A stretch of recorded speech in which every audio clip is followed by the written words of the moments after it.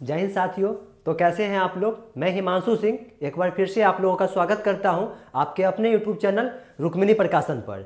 जैसा कि पिछली कक्षा में हमने क्लास 2 तक का डिस्कशन कर लिया था और मेरी तबीयत थोड़ी सी ख़राब हो गई थी, जिसके वजह से मैं आगे का क्लास नहीं ले पा रहा था। और आज हम अपना सेट नंबर 3 लेके आए हैं, जिसका डिस्कशन आज के इस वीडियो में करेंगे और सीखेंगे कि क्वेश्चन एग्जाम में कैसे करना है, हम कम समय में क्वेश्चन को कैसे कर पाएंगे। तो आते हैं हम लोग बिना वक्त बर्बाद किए अपना क्वेश्चन स्टार्ट करते हैं। आज का क्वेश्चन है, यदि a + b 25 और a - b 7 है तो a और b का मध्यानुपाती निकाले। मध्यानुपाती आपको निकालने के लिए a और b अलग अलग निकालना होगा। यहाँ दो इक्वेशन दे रखा है, तो दोनों इक्वेशन को सॉल्व करके a का मान जब निकालना है तो आप क्या कीजिएगा, दोनों को जोड़ दीजिए। दोनों समीकरण को जोड़िएगा तो b से b कट जाएगा और बच जाएगा 2a। 2a बराबर 32 होगा, तो a आपका क्या निकल के आएगा, कहिएगा a 16 आ जाएगा।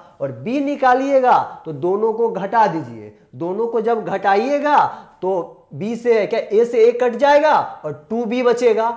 2b बराबर कितना हो जाएगा, तो कहिएगा 18 और b निकाल लीजिएगा तो 9 निकल जाएगा। तुरंत करना है एग्जाम में, ऐसे जोड़ के आधा घटा के आधा। अब a और b का क्या निकालना है, मध्यानुपाती। तो मध्यानुपाती के लिए क्या फॉर्मूला है, आप कहिएगा √√ab। तो a की जगह 16 और b की जगह 9, बाहर निकालिएगा तो क्या आ जाएगा आपका 12। कहाँ है 12, आपके ऑप्शन नंबर सी में। ऐसे क्वेश्चन को एग्जाम में करना था, ना कि आप लिखते कि इतना समीकरण 1 है, समीकरण 2 है, समीकरण 1 तथा 2 को जोड़ने पर फिर घटाने पर। वैसे नहीं करना है, वैसे में केवल क्या होगा, आपका समय बर्बाद हो जाएगा और क्वेश्चन को कम समय में आप नहीं कर पाइएगा। आप केवल इस क्लास में बने रहिए तो आप कुछ न कुछ सीख के वैसा जाइएगा जो अदर बच्चे से आपको आगे कर सके। अब आप अपना अगला क्वेश्चन देखिएगा। आपका अगला क्वेश्चन है, आगे थ्योरी यहां पे सारा लिखा हुआ है। जब a b दिया हो तो मध्यानुपाती के लिए क्या फॉर्मूला है, √√ab। और तृतीयानुपाती के लिए क्या है, b²/a। और तीन संख्या a b c दिया हो तो चतुर्थानुपाती पूछेगा, उसके लिए क्या फॉर्मूला है, b × c बट्टा में a। अब आप अपना अगला क्वेश्चन देखिएगा। अगला क्वेश्चन क्या है आपका, अगला क्वेश्चन है, यदि किसी घन के सबसे लंबे विकर्ण का माप कितना है, √432 सेंटीमीटर है, तो इसका आयतन बताइए। विकर्ण क्या होता है, कहिएगा √3 गुने भुजा। कितना दे रखा है, √432। इसको सॉल्व कीजिएगा तो √3 या गुने भुजा, और बराबर में इसको क्या लिखिएगा, 144 गुने 3 होता है 432। तो 144 का 12 बाहर आएगा और अंदर क्या बचा रहेगा, √3। √3 से √3 कैंसिल। a का मान कितना निकला, 12 निकल गया। अब क्या पूछा जा रहा है, आयतन पूछा जा रहा है घन का। तो घन का आयतन क्या होता है, भुजा क्यू, यानी भुजा 12, तो 12 का क्यू। 12 का क्यू क्या होगा, 1728। आपका ऑप्शन नंबर क्या है, ए में है। अब आप अपना अगला क्वेश्चन देखिएगा। आगे यहां पे भी इसका कॉन्सेप्ट सारा लिखा हुआ है। घन का कि घन का आयतन भुजा क्यू और उसका वक्र पृष्ठीय क्षेत्रफल 4 गुने भुजा स्क्वायर, कुल पृष्ठीय क्षेत्रफल 6 गुने भुजा स्क्वायर, और विकर्ण बोले तो √3 गुने भुजा। सारा यहाँ पे आपके लिए लिख के लाया हुआ है, ताकि कोई भी क्वेश्चन अगर घन से पूछा जाए तो आप इसको थोड़ा ध्यान में रखेंगे तो क्वेश्चन को कम समय में कर पाएंगे। अब अगला क्वेश्चन देखिएगा अपना, क्वेश्चन नंबर 3 है, दो संख्याओं के बीच का अंतर उसके योग का 15% है। छोटी संख्या और बड़ी संख्या का अनुपात ज्ञात कीजिए। छोटी संख्या और बड़ी संख्या का, यहां तो बड़ी संख्या बट्टा छोटी संख्या है, ये आंसर नहीं है, ये भी आपका आंसर नहीं है। अब इस क्वेश्चन को बेसिक से नहीं करना है, इस क्वेश्चन को ऑप्शन के मदद से ही कर देना है। कैसे करना है, तो कहा जा रहा है उन दोनों संख्या के योग का 15% उस संख्या के अंतर के बराबर है। तो अब इस ऑप्शन में देखिएगा तो योग कितना है, तो कहिएगा योग 30 है, और योग 30 है और 30 का आप क्या निकालिएगा, 15%। तो 15/100 कर लीजिएगा और यहाँ काटिएगा तो ये कितना आएगा, 4.5 आएगा। और इसके बीच अंतर कितना है, 6 है, तो बराबर हुआ, नहीं हुआ, यानी ये भी आंसर नहीं होगा। और इस ऑप्शन को देखिएगा तो योग कितना है, आप कहिएगा 40 है, और 40 का 15% निकालिएगा तो 15/100, और इसको सॉल्व कर लीजिएगा तो ये क्या आएगा, 6 आएगा। यानी योग का 15% 6 आया, तो इन दोनों संख्याओं के बीच का अंतर 6 है, तो कहिएगा यस 6 है। ऑप्शन से ऐसे करना था। 2 ऑप्शन तो वैसे आप काट लिए, बोल रहा है छोटी संख्या से बड़ी संख्या का अनुपात बताइए, तो ऊपर छोटी होना चाहिए, यहां दोनों बड़ी है। अभी 2 ऑप्शन बचा, तो ये 2 ऑप्शन को ऑप्शन से चेक कर लेंगे कि किन में उसका अंतर उसके योग का 15% है। वैसे सभी क्वेश्चन को क्या, इस क्वेश्चन को सभी बच्चे बेसिक से करने जाएंगे, आपको बेसिक से नहीं करना है। आप अगला क्वेश्चन देखिएगा, आपका अगला क्वेश्चन है मशीन, यदि मशीन ए और बी क्रमशः 9 घंटा और 12 घंटा में 1100 यूनिट का उत्पादन कर सकती है, तो मशीन ए और बी नियत दरों पर एक साथ काम करते हुए कितने घंटे में 1100 यूनिट का उत्पादन कर सकती है। ये क्वेश्चन 1100 यहां जो दिया है ना, केवल आपको फंसाने के लिए दिया गया है। क्वेश्चन यहां ये होना था कि मशीन ए जो है 9 घंटे में और बी 12 घंटे में एक कार्य कर सकते हैं, तो दोनों मिलके उस कार्य को कितने दिनों में करेंगे। तो निकालेंगे तो यहां क्या है, ए कितना में कर सकते हैं, तो आप कहिएगा ए 9 घंटा में कर सकते हैं, और बी कितना में कर सकते हैं, तो बी 12 घंटा में कर सकते हैं। टोटल काम निकालिएगा, इन दोनों का एलसीएम क्या है, 36 आ गया। अब इसका क्षमता निकालिएगा तो ये 4 क्षमता से काम करेगा प्रत्येक दिन, और ये 3 क्षमता से काम करेंगे प्रत्येक घंटा, का है कि यहाँ क्या है, घंटा में है। अब जब दोनों मिलके काम करेंगे तब जो समय लेंगे, समय इसी काम को करना है, काम क्या है 36 यूनिट, और इसी 36 काम को ये 4 क्षमता और यहाँ 3 क्षमता यानी 7 क्षमता से काम होगा, तो कितना समय लग जाएगा, 36/7। कहाँ है 36/7, आपके ऑप्शन नंबर ए में। ऐसे करना था, ना कि आप 1100 यूनिट को देख के घबरा जाते। घबराना नहीं था, वो केवल आपको फंसाने के लिए दिया गया था। अब अगला क्वेश्चन देखिएगा अपना, आपका अगला क्वेश्चन है, एक व्यक्ति पहले 6 घंटे में 240 किलोमीटर, दूसरे दिन 8 घंटे में 360 किलोमीटर और तीसरे दिन 6 घंटे में कितना 450 किलोमीटर की दूरी, पूरी दूरी तय करता है।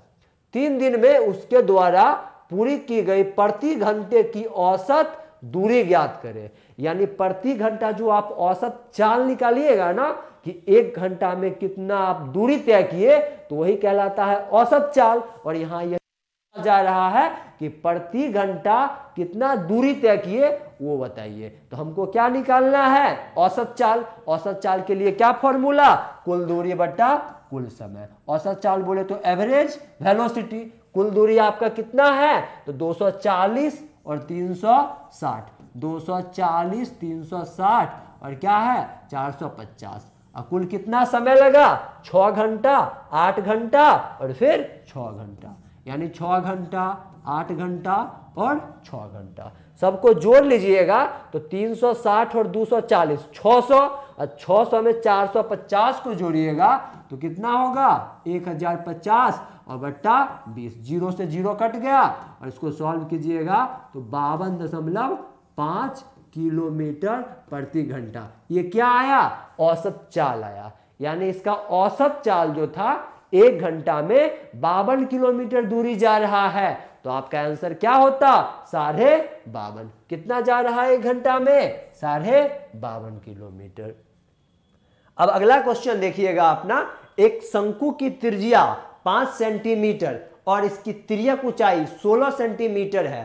शंकु का कुल पृष्ठीय क्षेत्रफल बताइए। कुल पृष्ठीय क्षेत्रफल बोले तो टोटल सरफेस एरिया। फॉर्मूला क्या है, आप कहिएगा pi R into R plus L. सभी का मान आप यहां रख दीजिए, तो कहिएगा पाई का मान 22/7 और आर कितना है, तो 5 है, और यहां रखिएगा आर। एल कितना है, तो कहिएगा एल 16 दे रखा है। जोड़िएगा 16 5 21, 7 से काट लीजिएगा 3 बार में। अब आपका क्या होगा 110 और गुने 3, तो आंसर क्या आएगा 330। कहाँ है 330? आपके ऑप्शन नंबर बी में। ये तो हो गया बाय फॉर्मूला। अगर यही क्वेश्चन आपके सामने एग्जाम में होता तो आप सबसे पहले क्या करते, 11 का मल्टीपल ढूंढते कि कौन सा ऑप्शन मेरा 11 से कट रहा है। तो आप अपने ऑप्शन को देखते तो आपका केवल एक ही वैसा ऑप्शन था 330 जो 11 से कट रहा है। तो आपका आंसर डायरेक्ट क्या हो जाता, 330। जब भी आपके सामने मेंसुरेशन का प्रश्न आए तो आपको क्या करना है, हमेशा 11 का मल्टीपल ढूंढना है। वैसा क्यों करना है वो समझिए, क्योंकि मेंसुरेशन के मैक्सिमम पर्स में पाई आता है, पाई, और पाई का मान 22/7 होता है। तो 22 से किसी को गुना करते हैं तो 11 का भी गुणज होगा, यानी 11 का मल्टीपल होगा। तो ऑप्शन वही चेक करेंगे जो 11 से कट जाए। जो भी ऑप्शन 11 से कटा वो आपका आंसर होगा। अब कहिएगा दो ऑप्शन 11 से कट जाएगा तो क्या करेंगे, तो फिर बाय फॉर्मूला सॉल्व कर लेंगे, जैसे कि हम बाय फॉर्मूला सॉल्व किए और फिर ऑप्शन से भी देखे कि कौन सा मेरा आंसर हो सकता था। अब क्वेश्चन नंबर अगला देखिएगा आप। अगला क्वेश्चन है आप लोगों का टाइम एंड वर्क का। अगर ये सब क्वेश्चन आपको समझ में आ रहा है, लग रहा है कि हाँ एग्जाम में इस मेथड का प्रयोग करके हम कम समय में क्वेश्चन को सॉल्व कर सकते हैं, तो अगर इस चैनल पे नए हैं तो सबसे पहले चैनल को सब्सक्राइब कर लीजिए और अपने साथी दोस्तों के बीच इस वीडियो को शेयर कीजिए। अब अपना अगला क्वेश्चन देखिएगा। ए और बी मिलकर एक कार्य को 50 दिनों में पूरा कर सकते हैं। बी और सी मिलकर उसी कार्य को 75 घंटे में पूरा कर सकते हैं। ए और सी मिलकर उसी कार्य को 25 घंटा में पूरा कर सकते हैं। वह समय ज्ञात करे जिसमें ए बी सी मिलकर कार्य को पूरा कर लेंगे। यानी ए बी, बी सी और सी ए अलग अलग एक काम को करने में 50 घंटा, 75 घंटा और 25 घंटा लेते हैं। जब तीनों मिल जाएंगे तब उस काम को करने में कितना समय लगेगा ये आपको मालूम करना है। तो आप सबसे पहले क्या कीजिएगा, ए और बी आ रहे हैं, कितना समय ले रहे हैं, तो आप कहिएगा 50 घंटा लेते हैं। फिर बी और सी आते हैं तो इनको कितना समय लग जाता है, तो आप कहिएगा 75 घंटा ये लेके चल जाते हैं उस काम करने में। और फिर सी और ए आ रहा है तो वो काम करने में कितना समय ले रहा है, कहिएगा 25 घंटा में वो तीनों कर दे रहा है। अब तो टोटल काम निकाल लीजिए। टोटल काम निकालने के लिए फिर से इसका एलसीएम, एलसीएम बोले तो लॉस, इसका लॉस कितना आएगा, आप कहिएगा 150। आप दोनों का क्षमता निकालिए कि ए बी किस क्षमता से काम कर रहे होंगे प्रत्येक घंटा। तो ए बी का क्षमता क्या आ जाएगा, 3 आ जाएगा। 75 है यहाँ तो ये 2 होगा, और यहाँ 25 है तो यहाँ क्षमता क्या होगा, 6 होगा। अब इस सबको जोड़िएगा तो यहाँ ए है, यहाँ ए है, यहाँ बी है, यहाँ बी है, यहाँ सी है, यहाँ सी है। यानी 2A, 2B, 2C का क्षमता मालूम चल जाएगा। तो वो कैसे निकालिएगा, तो 3 और 5 और 6 11, यानी 2A, 2B, 2C का क्षमता कितना है, 11 है। तो A plus B plus C का क्षमता निकालिएगा तो 11/2 होगा। यानी तीनों मिलकर काम करेंगे तो 11/2 क्षमता से काम करेंगे, यानी 5.5 के क्षमता से काम करेंगे। और काम कितना है आपका, तो यही काम 150 है। और क्या पूछा जा रहा है कि कितना समय लेंगे। तो आप सबसे पहले काम लिखिए, क्या काम था, 150। और तीनों जब मिलके काम करेंगे तो 11/2 क्षमता से काम करेंगे। इसको सॉल्व कर लीजिएगा तो 300/11 घंटा में मिलके काम कर देंगे। कहाँ है 300/11, तो आपके ऑप्शन नंबर डी में क्या है, 300/11। अब इस चीज को बेसिक से लिखना नहीं था कि 2A, 2B, 2C का क्षमता 11 है तो A plus B plus C का क्षमता 11/2 होगा। ये सब चीज माइंड में करना है और क्लास को अच्छे से करना है। फिर इसको जाके रूम पर एक बार प्रैक्टिस कर लेना है। और आप इस क्लास में अगर बने रहते हैं तो कुछ न कुछ बेहतर जरूर सीखेंगे और अगले बच्चे से आगे जाएंगे और सिलेक्शन लेंगे। अगला क्वेश्चन आप देखिएगा अपना। आपका अगला क्वेश्चन है, प्याज के मूल्य में 25% की वृद्धि से एक महिला 200 में 5 केजी कम खरीद सकती है। प्याज का बढ़ा हुआ मूल्य बताइए। मूल्य में कितना वृद्धि हुआ, 25%, और महिला 200 में कितना कम खरीदी है, 5 केजी कम खरीदी है। वास्तविक सी बात है कि अगर मूल्य बढ़ गया, आप उतना ही पैसा है आपके पास तो आप कम सौदा खरीद के लाइएगा, और कितना प्रतिशत मूल्य बढ़ा, तो 25%, यानी 25% मूल्य बढ़ा और आप 25% पैसा को भी बढ़ा देते तो 5 केजी सामान खरीद सकते थे। यानी कितना पैसा आपको बढ़ाना होता, 25%, तो 200 का क्या निकालिएगा, 25%, तो 200 का 25% जब आप निकालिएगा तो 50 आएगा। यानी 50 रुपया आप बढ़ा देते तो वो 5 केजी सामान जो कम लाए वो 5 केजी ले आते। कितना रुपया बढ़ाने से, 50 रुपया बढ़ाने से। यानी कि उस 50 रुपया में कितना सामान लाते, 5 केजी। तो दाम निकालना है तो क्या करते, 50 और बट्टा में 5, बढ़ा हुआ मूल्य कितना आएगा, 10 रुपया प्रति केजी। ऐसे क्वेश्चन एग्जाम में होते हैं, लिखना भी नहीं पड़ता। वैसे तो इस क्वेश्चन को करने के लिए बहुत सारे मेथड है, लेकिन आप अपने बुद्धि तकनीक का प्रयोग करते हैं तो इस क्वेश्चन में लिखना भी नहीं था। 25% दाम बढ़ा तो 25% रुपया कितना आया, 50 आया। यानी वो 50 रुपया हमको बढ़ाना था, 50 रुपया हमने नहीं बढ़ाया, जिस कारण से 5 केजी कम लाए। यानी 50 रुपया रहता तो 5 केजी लाते, तो मेरा बढ़ा हुआ मूल्य कितना है, 10 रुपया प्रति केजी है। कितना आसानी से कर लिए इस क्वेश्चन को।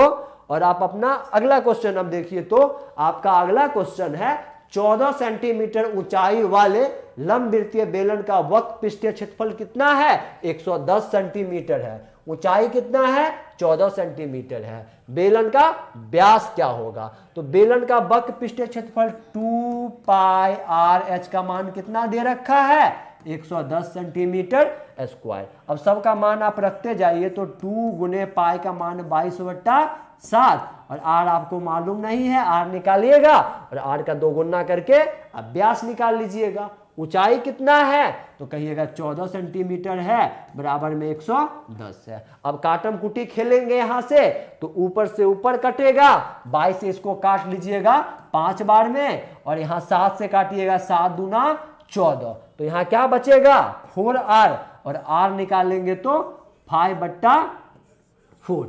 ये तो आपका त्रिज्या निकल गया। हमको निकालना क्या है, व्यास निकालना है। व्यास बोले तो d, यानी डायमीटर निकालना है। तो क्या करेंगे, 2 गुने त्रिज्या, तो 2 और त्रिज्या कितना निकाले हैं, 5/4, और इसको सॉल्व कर लीजिएगा आप, तो आपका आंसर क्या हो जाएगा, 2.5 सेंटीमीटर में है, तो सेंटीमीटर में लिख देंगे। आपका क्या आंसर हो गया, 2.5। क्या निकाले, व्यास निकाले। कितना आसानी से निकाल लिए, फॉर्मूला लगाए और आंसर प्राप्त कर लिए। वैसे जीडी में इस टाइप के ही कुछ ऐसे प्रश्न आते हैं जो केवल फॉर्मूला के मदद से बन जाता है, और बाकी कुछ 3 से 4 क्वेश्चन वैसे होते हैं जिसमें थोड़ा सा टाइम लगता है, या सभी बच्चे उस क्वेश्चन को नहीं कर पाते हैं। हम आपको भरोसा देते हैं कि आप क्लास में बने रहिए, और जिस तरीके से हम आपको बता रहे हैं उस तरह से आप करते रहिए, तो आप वो जो 2-3 क्वेश्चन आते हैं जो सभी बच्चे नहीं कर पाते हैं,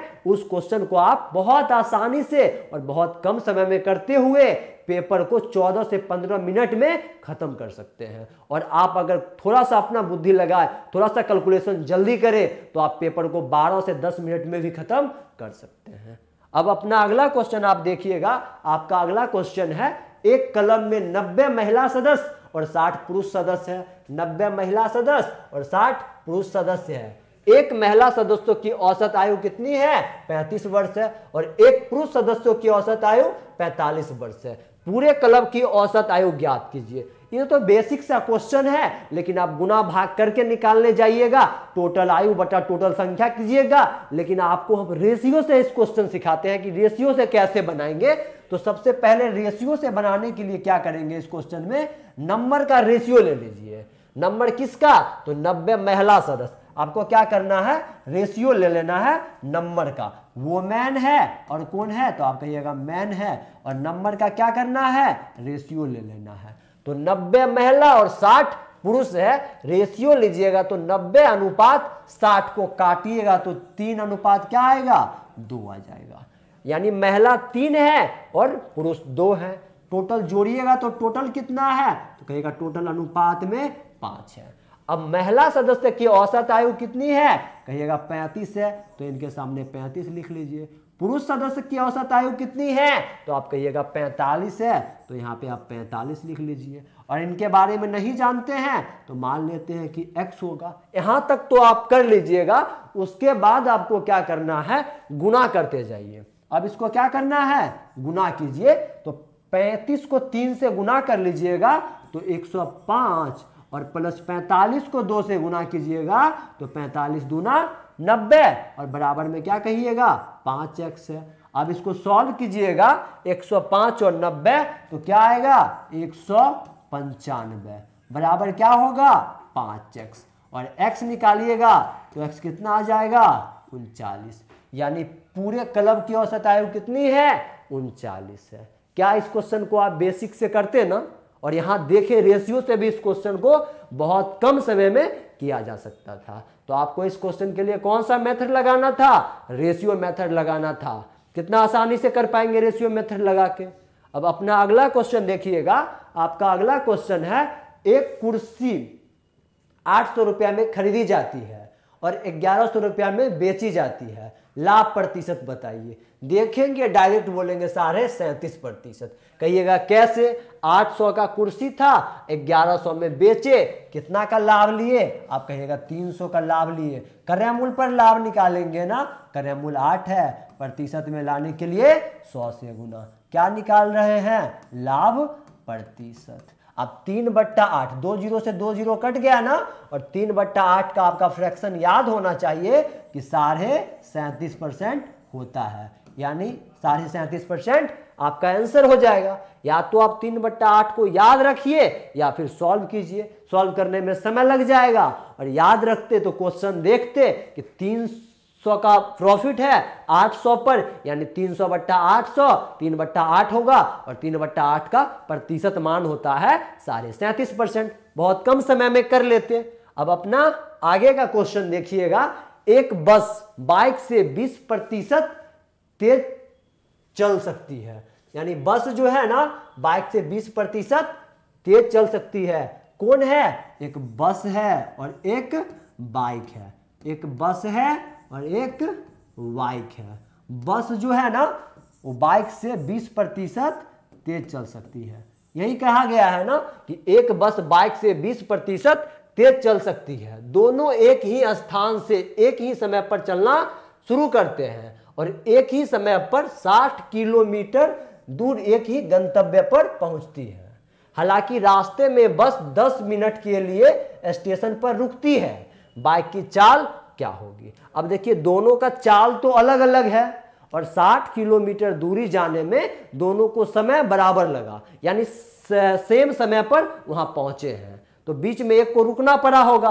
किसको रुकना पड़ा होगा, जिसका चाल ज्यादा होगा वो थोड़ा देर रुक गया होगा और फिर गया होगा, तो सेम समय में अपने गंतव्य पर पहुंच गए। और गंतव्य की दूरी कितनी है, तो आप कहिएगा 60 किलोमीटर है, यानी दूरी कांस्टेंट है। दूरी क्या है, नियत है। तो जो रेशियो चाल का होगा ना उसी का उल्टा रेशियो किसका होता है, समय का होता है। जब दूरी कांस्टेंट हो तो समय का रेशियो क्या होगा, यानी बस को 5 यूनिट समय लगा और बाइक को 6 यूनिट। इनके अंतर कितना है समय में, तो आप कहिएगा समय में अंतर है आपका 1 यूनिट, यानी यही 1 यूनिट अनुपात में 1 किसके बराबर है, आप कहिएगा 10 मिनट के बराबर है। किसके बराबर है, तो 10 मिनट के बराबर है। और बाइक की चाल पूछा जा रहा है, तो बाइक को जाने में कितना समय लगा इस 60 किलोमीटर दूरी को ये मालूम कीजिए। तो बाइक के समय कितना लगा, 6 यूनिट। तो इसलिए 6 यूनिट का मान निकालिएगा तो कितना मिनट, 60 मिनट। अब इस 60 मिनट को आप क्या बोल सकते हैं कि 1 घंटा लगा होगा। और 1 घंटा कितना दूरी जाने में, 60 किलोमीटर दूरी जाने में। तो अब क्या निकालिएगा, चाल निकालिएगा। चाल बराबर क्या कहिएगा, दूरी बट्टा समय। 60 और समय लगा 1 घंटा, यानी चाल कितना होगा, 60 किलोमीटर प्रति घंटा। वैसे आप देखते कि 1 घंटा में 60 किलोमीटर दूरी जा रहा है, तो उसका चाल भी क्या होगा, 60 किलोमीटर प्रति घंटा। कहाँ है 60 किलोमीटर प्रति घंटा, आपके ऑप्शन नंबर ए में। हालांकि हमको यहाँ लिखना है, फिर आपको समझाना भी है, इसलिए थोड़ा सा वक्त लग रहा है। लेकिन आप पेपर में इसी क्वेश्चन को करते तो इस क्वेश्चन को 20 से 25 सेकेंड में आप कर सकते थे। वहां आपको केवल क्या करना है, रेशियो बनाना है, कैलकुलेशन करके आंसर निकाल देना है। यहां पर तो हमको समझाना भी पड़ता है। अब अपना अगला क्वेश्चन देखिए, तो क्वेश्चन नंबर क्या है 13। ये सिंप्लीफिकेशन का बहुत इजी सा प्रश्न है कि 40 इतना इतना का मान ज्ञात कीजिए। सबसे पहले क्या करेंगे, इस ब्रैकेट के अंदर को सॉल्व करेंगे। तो 6 चौके 24 और 24 माइनस 2 तो माइनस में 26 और 16 में से 26 को घटाएंगे तो माइनस में 10 और माइनस 10 और माइनस के साथ गुना होके प्लस बन जाएगा तो प्लस 10 और 14 10 24 और 24 में से फिर 20 में से 24 को घटाएंगे तो माइनस में 4 और माइनस 4 माइनस से गुना होकर प्लस 4 बनेगा और प्लस में क्या है 40। आपका आंसर क्या होगा 44। जब भी सिंप्लीफिकेशन का इतना इजी सा प्रश्न आए तो आपका पेन नहीं उठना चाहिए, माइंड से करके आंसर निकाल देना है, जैसे अभी हम यहाँ पे किए। अब अपना क्वेश्चन अगला देखिए, क्वेश्चन नंबर 14 सेंटीमीटर त्रिज्या वाले एक गोले का वक्रपृष्ठीय क्षेत्रफल ज्ञात कीजिए। त्रिज्या कितना है 14 सेंटीमीटर। क्या निकालना है, वक्रपृष्ठीय क्षेत्रफल किसका, गोला का, यानी लेटरल सरफेस एरिया। गोला का लेटरल बोलिए या टोटल बोलिए, क्या फॉर्मूला है 4 पाई आर स्क्वायर। अब सबका मान बैठाइएगा तो पाई का मान कह रहा है 22/7। आर कितना है तो 14 सेंटीमीटर, 14 गुने 14। अब 7 से काटिएगा तो 7 दूना 14। अब सबसे पहले तो 22 और गुने 4 गुने क्या कीजिएगा 14 दूना 28। अब इतना को गुना मत करने लग जाइए, सबसे पहले आप इकाई अंक चेक कीजिए। तो इकाई अंक चेक कीजिए, देखो 4 दूना 8। अब 8 को 8 से गुना कीजिएगा तो 8 8 64, यानी आंसर का इकाई अंक क्या होगा 4 होगा। और आंसर का इकाई अंक 4 होने के साथ साथ मेरा आंसर जो है 4 का गुणज भी होगा, काहे कि 4 से गुना होके आंसर आ रहा है तो आंसर जो भी होगा वो 4 से कटेगा। तो क्या आपका ये 4 से कट रहा है तो कहिएगा लास्ट का 2 अंक 4 से नहीं कटा, यानी ये पूरी संख्या 4 से नहीं कटेगी। तो आपका आंसर क्या होता 2464। अब बच्चे एग्जाम में क्या करते हैं, यहाँ पे इसको गुना करने लग जाते हैं, वो चेक ही नहीं करते हैं कि क्या हम यूनिट डिजिट लगाएं या फिर डिजिबिलिटी लगाएं, यानी विभाज्यता लगाएं। हम क्या किए, पहले तो यूनिट डिजिट लगा लिए और फिर विभाज्यता लगा लिए और आंसर कर लिए।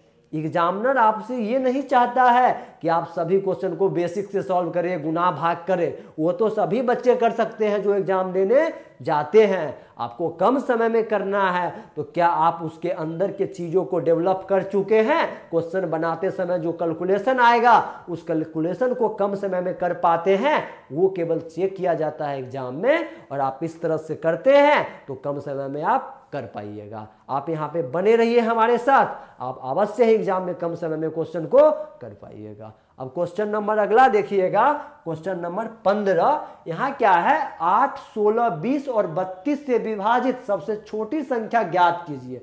सबसे छोटी संख्या ऑप्शन में देखिए तो क्या है, आप कहिएगा 120 है। अब 120 तो 32 से कट नहीं रहा है, ये आंसर नहीं होगा। उसके बाद 144 है तो 144 आपका 20 से कट नहीं रहा है, ये भी आंसर नहीं होगा। अब 160 को देखिएगा तो 160 सभी से कट जाएगी, यानी आपका आंसर क्या होगा 160 होगा। ऑप्शन से भी क्वेश्चन को करना है, बेसिक पर नहीं जाना है।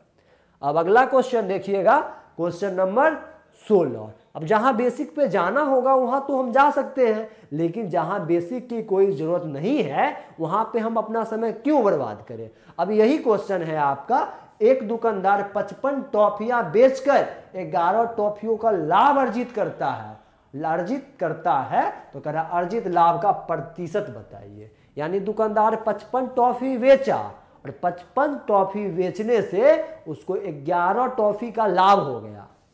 55 बेचा और 11 का लाभ हो गया, इसका यह मतलब है कि वो 44 टॉफी ही खरीदा होगा उतना रुपया में। ये वस्तु का केस है कि 55 वस्तु बेचा और 11 वस्तु का लाभ हो गया, तो वो खरीदा कितना वस्तु होगा उतना में 44 वस्तु ही खरीदा होगा, तभी तो 55 बेचने से 11 का लाभ रहा। तो लाभ प्रतिशत निकालने के लिए क्या करेंगे हम, लाभ प्रतिशत निकालने के लिए हमको क्या करना है, कितना का लाभ 11 का।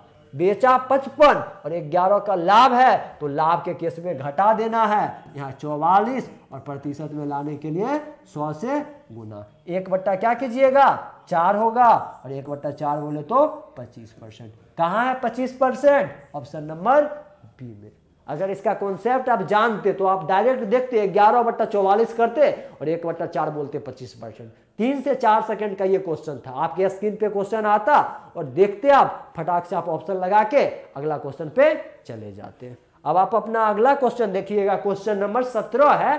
एक दुकानदार 80 रुपये प्रति केजी और 95 रुपये प्रति केजी की 2 प्रकार की दालों को 2:3 के अनुपात में मिलाता है तो मिश्रण का औसत मूल्य है। अब यहां भी फिर आपको बेसिक से करने नहीं जाना है, वही जो रेशियो वाला मेथड बताए थे वही करना है।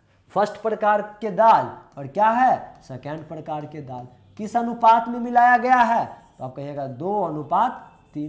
टोटल दाल कितना होगा अनुपात में 5 होगा। अब फर्स्ट प्रकार के दाल के लिए क्या मूल्य था 80 तो आप इसके सामने लिख लीजिए 80। सेकेंड प्रकार के दाल के लिए क्या मूल्य है तो आप कहिएगा 95 तो 95। टोटल का निकालना है तो मान लेते हैं टोटल का x होगा, फिर वही अब गुना करते जाइए तो 80 को 2 से गुना कीजिएगा तो क्या आएगा 160 आएगा और 95 को 3 से गुना कर दीजिएगा तो आपका क्या आ जाएगा 285 बराबर में क्या होगा 5x। अब इस दोनों को जोड़ दीजिएगा ना 160 और 285 को तो आपका क्या आ जाएगा 60 और 40 200 400 क्या होगा 45 यानी 445 बराबर क्या लिखिएगा 5x और यहां से जब x निकालिएगा तो 89 आ जाएगा। कहां है 89 आपके ऑप्शन नंबर डी में। क्या आप बताइए इससे पहले इस प्रकार के प्रश्न को आप इस मेथड से करते थे या फिर बेसिक से करने चले जाते थे जो एवरेज का फॉर्मूला है वो फॉर्मूला से नहीं करके रेशियो लगा के हम कम समय में क्वेश्चन को कर सकते हैं। तो देखिएगा अगर अच्छा लग रहा होगा तो अपने साथी दोस्त के साथ शेयर कीजिए कि इस प्रकार के प्रश्न देखो कैसे किया जा सकता है और आप लोग हमारे इस क्लास में बने रहिए, स्मार्ट तरीके से बेहतर तरीके से सलूशन करेंगे और एग्जाम में कम समय में क्वेश्चन को करके आएंगे। अब अगला क्वेश्चन देखिएगा, क्वेश्चन नंबर 18 क्या कह रहा है 140 मीटर और 160 मीटर लंबी 2 ट्रेन समांतर लाइनों पर एक 40 किलोमीटर प्रति घंटा से और एक किस चाल से 50 किलोमीटर प्रति घंटा चाल से एक दूसरे की ओर दौड़ रही है। जिस क्षण वे मिलेंगे वे दोनों ट्रेन आपस में मिलेगी उसके बाद कितने समय में वो एक दूसरे को पार कर लेंगे। अच्छा दोनों ट्रेन जब मिलेंगे तो मिलने के बाद वो दोनों को पार करेंगे तो दोनों ट्रेन जब एक दूसरे को पार करेंगे तो उनके द्वारा तय की गई दूरी क्या होगा दोनों के लंबाई का योग और दूरी बराबर फॉर्मूला आप जानते हैं चाल गुने समय तो दूरी क्या होगा तो आप कहिएगा दोनों के लंबाई का योग यानी 140 और 160 क्या हो जाएगा तो कहिएगा टोटल दूरी 300। अब दोनों विपरीत दिशा में जा रहे हैं, एक उधर से आ रहा है एक उधर से आ रहा है तो सापेक्ष चाल लगाएंगे। जब दो व्यक्ति दौड़े समान दिशा में तो सापेक्ष चाल, विपरीत दिशा में तो सापेक्ष चाल। और कैसे निकालते हैं सापेक्ष चाल, जब समान दिशा में दोनों व्यक्ति जा रहा हो तो सापेक्ष चाल उनके चालों का अंतर होता है और जब विपरीत दिशा में दोनों व्यक्ति जा रहा हो तो सापेक्ष चाल उनके चालों का योगफल होता है। तो यहाँ एक उधर से आ रहा है एक इधर से जा रहा है तो सापेक्ष चाल उनके चालों का क्या होगा योग होगा। तो 40 और 50 को जोड़िएगा तो 90 और चाल किलोमीटर प्रति घंटा में है, दूरी मीटर में है, इसको भी क्या करेंगे मीटर प्रति सेकेंड में ले आएंगे और कितना समय लगा। अब काटा कुट्टी खेलिएगा आप तो यहाँ काटिएगा तो 18 पंचे 90 पचे 25 और 25 से इसको काट लीजिएगा तो 12 बार में, यानी आपका कितना समय लगता 12 सेकेंड। अगर आपको कॉन्सेप्ट मालूम होता तो आप बताइए इस क्वेश्चन को करने में कितना समय लगता इस तरीके से। बहुत कम समय में आप क्वेश्चन को कर पाते हैं। इसलिए कहते हैं आप केवल मेरे साथ बने रहिए और क्वेश्चन को कम समय में कैसे करना है वो आपको हम सिखाएंगे, और एग्जाम को कैसे क्लियर करना है, अगले बच्चे से कैसे आगे होना है, ये सभी चीज हम आपके साथ मिलकर करेंगे। केवल आप इस वीडियो को देखते रहिए और अपने दोस्त साथी के को बताइए ताकि उनका भी भला हो सके, वो भी कम समय में क्वेश्चन को कर पाए। अब आप अपना अगला क्वेश्चन देखिएगा, कहाँ था 12 सेकेंड, तो आप कहते हो ऑप्शन नंबर सी में था 12 सेकेंड। अब क्वेश्चन नंबर 19 देखिएगा, अब इसका थोड़ा सा कॉन्सेप्ट भी यहाँ पे देख लीजिएगा कि जब दो व्यक्ति यहाँ समान दिशा में जा रहे हो तो सापेक्ष चाल क्या बताए कि चालों का अंतर, और जब विपरीत दिशा में जा रहे हो तो सापेक्ष चाल चालों का योगफल होता है। अब अगला क्वेश्चन देखिएगा, एक वस्तु का अंकित मूल्य कितना है, कहिएगा एक वस्तु का अंकित मूल्य 1 लाख था, लेकिन दुकानदार ने 20% और 10% और 10% की दोहरी छूट दी, अंततः उसने किस मूल्य पर वस्तु बेची। यानी हमको क्या निकालना है, अंततः विक्रय मूल्य। सामान का दाम क्या था, आप कहिएगा 1 लाख दाम था, कितना छूट दिए फर्स्ट बार में 20%, तो 20% छूट दिए, इसका मतलब 80% पर दिए। कोई सामान किसी भी मूल्य का है वो अपने आप में 100% पे है, और जब आप वहां से 20% छूट दे दिए यानी 80% पर दिए, और उसके बाद आप नहीं माने, उसके बाद आप इस मूल्य पर भी 10% का छूट दे दिए, तो 10% का छूट दिए यानी इसके बाद आप इसको कितना पर दिए 90% पर दिए, तो 90 बट्टा क्या करना है 100 करना है। नीचे में 4 जीरो, यहाँ 4 जीरो कैंसिल। अब यहाँ क्या कहिएगा 8 में 72 और 72 पर 3 जीरो। कहाँ है 72 पर 3 जीरो, आपके ऑप्शन नंबर बी में। केवल एक लाइन का क्वेश्चन था, आप माइंड में कैलकुलेशन अगर कर सकते हैं तो इन सब प्रश्न को माइंड में भी कर सकते थे। अब आप अपना आखिरी क्वेश्चन देखिएगा, आज का आखिरी क्वेश्चन ये रिमाइंडर थ्योरम का है। ये बहुत अच्छा प्रश्न है, बच्चे इस क्वेश्चन को एग्जाम में तो छोड़ के ही आएंगे अगर उनको कॉन्सेप्ट रिमाइंडर का नहीं मालूम है। इस प्रकार के प्रश्न में आपको करना क्या होता है कि इतना इतना को 9 से विभाजित किया जाता है, तो शेष बताइए। अब 9 से भाग दे रहे हैं ना, तो ऊपर जो आपका लिखा हुआ है 2 का पावर 305, 2 को ना आप ऐसा बनाइए ताकि वो 9 से 1 ज्यादा हो जाए या फिर 9 से 1 कम हो जाए। तो आप 2 को 8 बना सकते हैं 2 का पावर 3 करके। तो 2 का पावर 3 करने के लिए हम क्या करेंगे, इसको लिख लेंगे 2 का पावर 2 और गुने 2 का पावर 303, और प्लस में क्या है 303 है। भाग किससे देना है, आप कहिएगा 9 से भाग देना था। अब इसको थोड़ा सॉल्व कर लीजिएगा, तो 2 का पावर 2 तो ये 4 हो गया, और इसको जब सॉल्व कीजिएगा ना तो 2 का पावर 3 बना लीजिएगा यानी 8, और 2 का पावर जब इसमें से 3 निकाल लीजिएगा तो यहाँ क्या बचेगा 101 बच जाएगा, और प्लस में क्या है तो कहिएगा 303 है, और बट्टा में क्या लिखिएगा 9 लिखिएगा। अब इसको भाग दे लीजिएगा तो 4 और गुने इस 8 में 9 से भाग दीजिएगा तो माइनस का 1, शेष प्लस में भी आता है और शेष माइनस में भी आता है, लेकिन फाइनल मेरा आंसर जो होता है, फाइनल शेष जो होता है वो पॉजिटिव लिया जाता है। लेकिन जब क्वेश्चन बनाते हैं अपने सुविधा के लिए शेष को हम माइनस में भी ले सकते हैं। तो 9 से भाग देना था 8 में, या तो शेष 8 बोलिए या फिर माइनस का 1 बोलिए, यानी 1 और वहां होता तो 9 विभाजित कर देता, लेकिन 8 है 1 कम है, शेष क्या होगा -1 होगा। अब -1 का पावर फिर हमको क्या करना है, तो आप कहिएगा -1 का पावर हमको करना होगा फिर कितना 101। अब 101 कीजिए, -1 का पावर चाहे कुछ भी कर लीजिए, -1 है तो वो ज्यादा तो अब देने वाला है नहीं, लेकिन जब -1 का पावर विषम होता है तो मान क्या आएगा -1 आएगा। तो अब आगे क्या लिखिएगा 4 गुने -1 और प्लस में 303, किससे भाग देना है 9 से, -4 और प्लस क्या लिखिएगा 303, किससे भाग देना है 9 से। अब इसको सॉल्व कर लीजिएगा तो 299 को 9 से भाग देना है, क्या निकालना है रिमाइंडर निकालना है, यानी शेषफल निकालना है। तो आपका शेष क्या आ जाएगा 2 आएगा। कहाँ है 2, आपके ऑप्शन नंबर ए में। यहाँ तक अगर आपको समझ आया है तो आज के क्लास को यहीं पे स्टॉप करते हैं। अगर आप इस चैनल पे नए हैं तो चैनल को सब्सक्राइब करें, अपने दोस्त साथी के साथ शेयर करें। तब तक के लिए धन्यवाद। मिलते हैं फिर अपने अगले क्लास में।